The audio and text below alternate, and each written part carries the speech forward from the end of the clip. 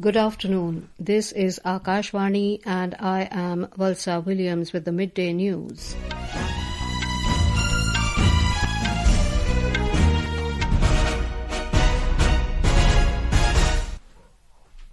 The headlines. President Droupadi Murmu underlines the need for making the Indian economy more self-reliant and excel in export, urges citizens to make India the centre of global business and knowledge. Prime Minister Narendra Modi to address valedictory session of BJP MPs workshop in New Delhi, NDA MPs also to attend. Labour and Employment Minister Dr. Mansukh Mandaviya says job creation and employment generation are key pillars of a strong and self-reliant India. U.S President Donald Trump hopeful of finding a solution to the Russia-Ukraine conflict to hold talks with President Vladimir Putin and European leaders. Security forces arrest 6 militants in Manipur, a Pakistani intruder arrested in Jammu and Kashmir. Lakhs of youth come out on the streets to protest social media ban in Nepal. And IMD forecasts heavy to very heavy rain at isolated places over North Gujarat, Saurashtra, Rajasthan, Sikkim and Kutch today. President Droupadi Murmu today stressed upon the need for the Indian economy to be more self-reliant and excel in export.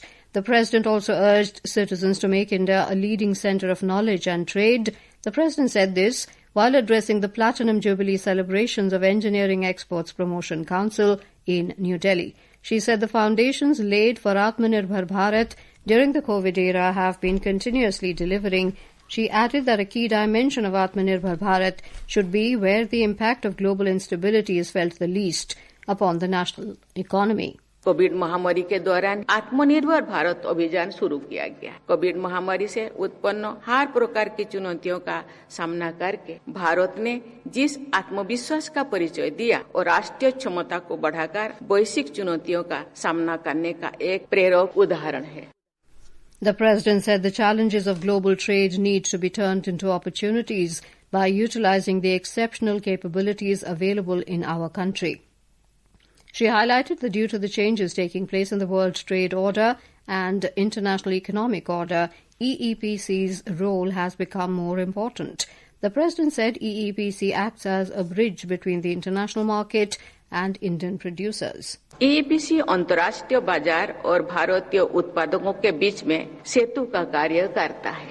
आपको global value chain में भारत की भूमिका को तथा भारत के उद्यमियों की भूमिका को निरंतर विस्तार देना है। वर्ल्ड ट्रेड ऑर्डर और इंटरनेशनल इकोनॉमिक ऑर्डर में हो रही परिवर्तनों में उनका कारण आपकी भूमिका और अधिक महत्वपूर्ण हो गई है।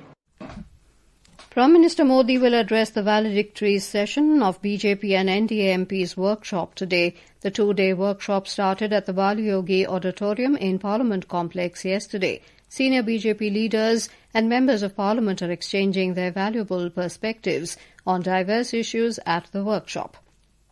In a social media post yesterday, the Prime Minister said the platforms like Sansad Karyashala are important because they are great forums to learn from each other and deliberate on how we can serve people even better. Union Minister Dr. Mansukh Mandaviya today underlined that job creation and employment generation are key pillars of a strong and self-reliant India. He was speaking at the signing of a memorandum of understanding between the Ministry of Labour and Employment and a private company in New Delhi to promote youth employment and skill development. Dr. Mandaviya said collaboration with private platforms will expand access to job opportunities and strengthen crucial sectors such as agriculture, services and infrastructure. He added that the National Career Service Portal is playing a key role with over 51 lakh registrations and 46 lakh vacancies listed, including 28,000 international jobs. National career service portal पर 46 lakh vacancy दर्शाई गई है और international job opportunity के लिए भी national career service portal ने ई migrant portal के साथ इंटीग्रेशन करा है और उसके द्वारा 28,000 vacancies already national career service portal पर फ्लैग हो रही है। The elections for the post of the Vice President will be held tomorrow. NDA nominee and Maharashtra Governor C.P. Radhakrishnan will face India Bloc's nominee and former Supreme Court Judge B. Sudarshan Reddy in this election. On this Independence Day, from the ramparts of the Red Fort, Prime Minister Narendra Modi had announced the next generation of GST reforms by Diwali. The Prime Minister's vision of creating a more efficient and citizen-friendly economy was realized as the GST Council on the 3rd of September approved rates rationalization with a focus on the common man. The Council has simplified the indirect tax system into a two-tier structure of 5% and 18% from a four-tier structure of 5, 12, 18 and 28%. These reforms have reduced tax rates in many sectors, easing the life of citizens. Today we look at the reforms undertaken for the textile industry. Our correspondent reports that the GST reforms have been carried out with a focus on the common man and will come into effect from the 22nd of this month. The GST rationalization in textiles removes structural anomalies, reduces cost, boosts demand, supports exports and will sustain jobs. GST on man-made fibers has been reduced from 18% to 5%, while man-made yarns have been brought down from 12% to 5%. The reduction will correct the inverted duty structure issue in man-made fibers. This is expected to align fiber, yarn and fabric rates, removing long-standing anomalies that increased working capital burden for manufacturers. Union Textiles Minister Giriraj Singh highlighted that most of the chapters under textiles now come under the 5% slab and will boost exports and domestic consumption. The industry has also welcomed the reforms. Textile trader Sushil Garodia told the media that by simplifying the tax structure, burden on businesses will decrease and overall help the consumers. GST की रेटें घटी है, उससे बचत लोगों की काफी बढ़ेगी. यान की रेटों में बदलाव आया तो उससे कपड़ा बाजार पे भी पॉजिटिव असर आने की पूरी संभावना है. The new tax setup will provide a strong push to India's fiber neutral policy, ensuring balanced growth across both cotton and man-made segment. Adarsh for Akashvani News, Delhi. This is Akashvani giving you the news. For quick news updates round the clock, follow us on our X handle at AIR News Alerts. And for details of stories and more, log on to our website www.newsonair.gov.in and download News on AIR app. Welcome back to the Midday News. U.S. President Donald Trump has expressed confidence that the Russia-Ukraine conflict will be settled shortly. Trump told reporters that he will speak to Russian President Vladimir Putin, and European leaders are also scheduled to visit America to discuss strategies for resolving the crisis. I mean, we have some very interesting discussions. European leaders are coming over to our country on Monday or Tuesday, and individually. And I think we're going to get that settled. When they're losing 5,000 to 7,000 soldiers a week for no reason, you have to get it settled. In Manipur, security forces arrested 6 cadres of different militant groups during search and cordon operations conducted yesterday. According to Manipur police, security forces arrested 2 cadres of militant groups, PLA, 1 cadre each of KCP, MFL and UNLFK near the Indo-Myanmar international border in Tengnupal district of Manipur. In another operation, 2 active cadres of militant group KCP Apunpa were arrested from Lelong Chajing, Mamang Lekai of Imphal West District. In Jammu and Kashmir, 1 unidentified terrorist has been killed in the ongoing operation in the Guddar forest area in South Kashmir's Kulgam district. An army spokesperson said a junior commissioned officer of the army also suffered injuries in the operation. Earlier, a joint cordon and search operation was launched by the army, CRPF and Jammu and Kashmir police in Guddar forest area in Kulgam district this morning. As the forces personnel reached the suspected spot, the hiding terrorists fired indiscriminately, triggering gunfight between the 2 sides. The operation is underway.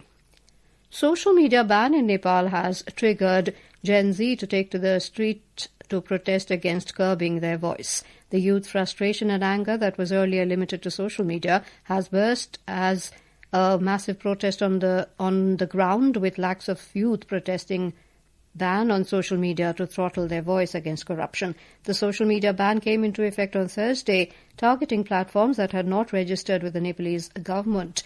This includes major sites like Facebook, Instagram, WhatsApp, X and YouTube. which are very popular among youth for idea sharing. The government of Nepal claims the ban is a result of social media companies failing to register with local authorities despite multiple warnings and is a necessary step to regulate content, curb online hate speech and misinformation and ensure that these companies are accountable. There is law, right to freedom, but then it's not being implemented. As we see, our voice has been taken under control, like we cannot speak freely. So they are trying to take control of social media, and that leads to very limited information to the citizens. That way they are trying to block many information and leakage. So we are here for that. Senior journalist and editor of The Telegraph, Sankarshan Thakur, passed away in Gurugram today. He was 63. Expressing grief, the Press Club of India in a social media post said he was a fearless voice in journalism and his sharp political analysis and unwavering commitment to the truth will be deeply missed. Prime Minister Narendra Modi is visiting flood-affected Punjab tomorrow to take stock of the present situation. He is likely to hold a review meeting also. The Punjab government has urged the Prime Minister to announce a 20,000 crore rupee relief package for the flood-affected state during his visit. We have more from our correspondent. Many areas are still struggling to come to terms because of the accumulated flood water in fields and other areas. However, people have taken a sigh of relief with the prediction of the weather department of no heavy rain in coming days. Meanwhile, the tally of human lives lost has increased to 48. More than 387,000 people have been directly displaced from 2,050 villages across the state and thousands have been evacuated. Locals, NGOs and expert teams of Indian Army, BSF and NDRF are carrying on with relief and rescue operations on war footing. Rajesh Bali, Akashvani News, Jalandhar. Light monsoon showers are continuing in some parts of Himachal Pradesh with a decline in spells of heavy rainfall across several areas of the state. The administration has accelerated relief and rescue operations. With a decline in spells of heavy rainfall across several areas of Himachal Pradesh, the administration has accelerated relief and rescue operations. Meanwhile, in disaster-affected district Kullu, orders have been issued to keep all educational institutions closed today and tomorrow in Manali and Banjar sub-division. At the same time, an inter-ministerial central team is currently touring the disaster-hit areas of Himachal to assess the damage. The Meteorological Center has issued a yellow alert for thunderstorms and lightning today in 9 districts of the state. Ritesh Kapoor, Akashvani News, Shimla. The intensity of rains has reduced in several parts of North Gujarat region, which received heavy rainfall yesterday. However, many areas remain submerged, affecting normal life in the region. Our correspondent reports. Light to moderate rains were recorded today in Kutch, Banaskantha and Patan regions. More than 100 dams in the state are on high alert. Nearly 300 people from low-lying areas of Banaskantha and Patan have been relocated to safer locations. Power supply remains disrupted in more than 300 villages across the state, and several roads in Kutch and North Gujarat region have been closed to traffic. Meanwhile, the IMD has issued an orange alert of heavy rainfall at isolated places in Kutch and North Gujarat region for today. Aparna Khund, Akashvani News, Ahmedabad. The India Meteorological Department, IMD, has forecast heavy to very heavy rainfall at isolated places over North Gujarat, Saurashtra, Rajasthan, Sub-Himalayan, West Bengal, Sikkim and Kutch today. Tropical storm Tapa made landfall in southern China this morning. According to television footage, the storm made landfall around the coastal area of Taishin city in Guangdong, with maximum sustained winds near its centre reaching 30 meters per second. Benchmark domestic equity indices Sensex and Nifty were trading over 0.4% higher in afternoon trade today. The Sensex increased 349 points to 81,060. Nifty gained 114 points to 24,855 when reports last came in. And now before we end the bulletin, the headlines once again. President Droupadi Murmu underlines the need for making the Indian economy more self-reliant and excel in export, urges citizens to make India the centre of global business and knowledge.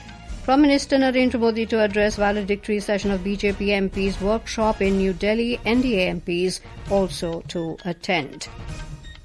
Security forces arrest 6 militants in Manipur, a Pakistani intruder arrested in Jammu and Kashmir. Lakhs of youth come onto the streets to protest social media ban in Nepal. And IMD forecasts heavy to very heavy rain at isolated places over North Gujarat, Saurashtra, Rajasthan, Sikkim and Kutch today. And with that we end the midday news.